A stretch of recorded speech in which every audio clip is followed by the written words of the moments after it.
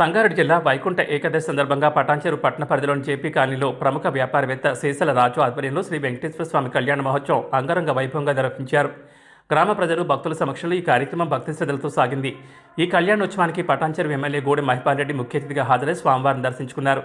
అనంతరం నిర్వాహకులను అభినందించారు. ఈ సందర్భంగా శేషల రాజు మాట్లాడుతూ గత 21 సంవత్సరాలుగా తాను తిరుపతికి పాదయాత్రగా వెళ్లి శ్రీ వెంకటేశ్వర స్వామి దర్శనం చేసుకుంటున్నానని తెలిపారు.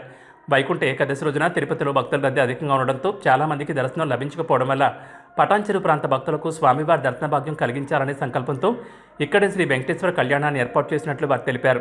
ఈ కార్యక్రమంలో పలువురు రాజకీయ నాయకులు, స్థానిక ప్రముఖులు, గ్రామ పెద్దలు పెద్ద సంఖ్యలో పాల్గొని కళ్యాణ మహోత్సవాన్ని విజయవంతం చేశారు.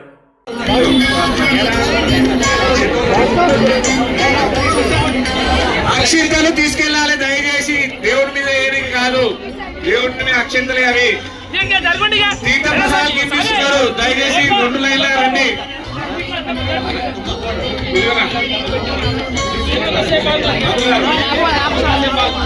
ఒక నిమిషం తమ్ముడు.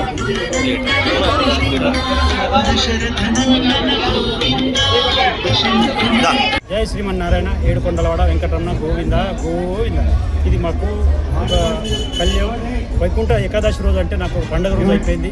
ఇది 4వ సంవత్సరం కళ్యాణం చేయబట్టి గత 21 సంవత్సరం నుంచి కూడా పాదయాత్ర చేసి నాకు ఒక సంకల్పం వచ్చింది. వైకుంఠ ఏకాదశి రోజు స్వామివారి దర్శనం తిరుపతిలో ఎవరు దొరకది, ఇక్కడ చేపిద్దామని ఒక సంకల్పం వచ్చింది. అదే కంటిన్యూ చేసి 4వ సంవత్సరం కంటిన్యూ చేసిన. నా పేరు శేషల రాజు, పటాన్చెరు వాస్తవం.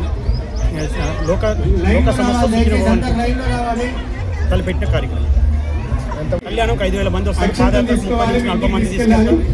గత 21 సంవత్సరం పాదయాత్ర కంప్లీట్ అయిందంటే లోక సమస్య అందరూ బాగుండాలి, నేను బాగుండాలి.